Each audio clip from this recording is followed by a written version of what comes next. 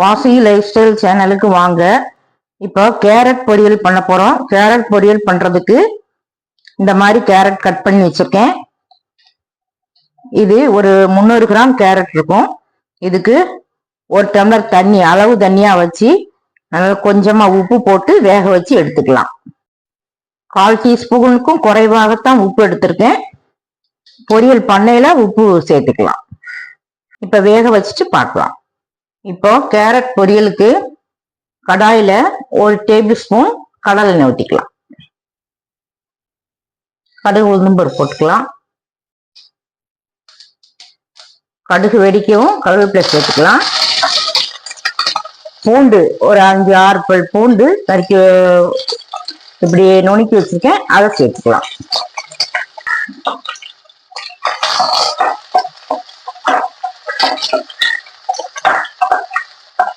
பூண்டு லேசா வேகவும் இதுல 1 டீஸ்பூன், அரை டீஸ்பூன் சீரகம், 2 மிளகாய் பொடியா நறுக்கியிருக்கேன், ஒரு மீடியம் சைஸ் பல்லாரி வெங்காயம், இதை 3ஐயும் சேர்த்துக்கலாம்.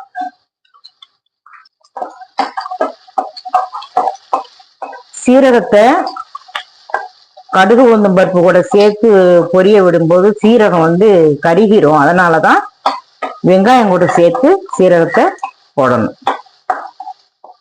வெங்காயம் கண்ணாடி பதம் வரவும் கேரட் சேர்த்துக்கலாம். கேரட் வேகும் போது நம்ம உப்பு சேர்த்திருக்கோம், அதனால பார்த்துக்கிட்டு 1/4 டீஸ்பூனுக்கும் குறைவா தான் சேர்த்திருக்கேன், இந்த வெங்காயத்துக்கு தகுந்த மாதிரி.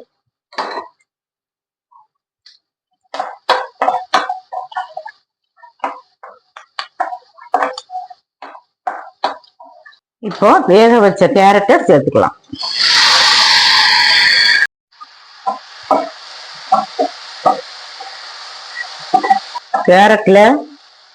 கேரட்ல நல்ல சத்து இருக்கு. முடி வளர்ச்சிக்கு உண்டான சத்து எல்லாம் இதுல இருக்கு. வெயிட் லாஸ்க்கு இந்த கேரட் பொரியல் பண்ணி சாப்பிடலாம், ஜூஸ் பண்ணி சாப்பிடலாம். ஒரு நிமிஷம் வேகட்டும். கேரட் ஏற்கனவே நம்ம வேக வச்சிருக்கோம், அதனால ரொம்ப எல்லாம் வதங்க வேண்டியதில்லை. இந்த வெங்காயம், மிளகாய், இதனுடைய உரப்பு எல்லாம் அதுல ஃபிளேவர்லாம் இந்த கேரட்ல சேர்ற மாதிரி 1 நிமிஷம் அது கூட சேர்த்து வேக வச்சாலே போதும். இப்போ நம்ம தேங்காய் துருவல் சேர்த்துக்கலாம்.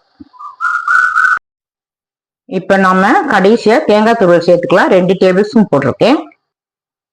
தேங்காய் துருவல் சேர்த்தா பிறகு ரொம்ப உதக்கணுங்கிறது இல்லை, லேசா இப்படி கிண்டி விட்டுட்டு அடுப்பு ஆஃப் பண்ணிக்கலாம். கடைசியா கொஞ்சம் மல்லி இலை போட்டுக்கலாம்.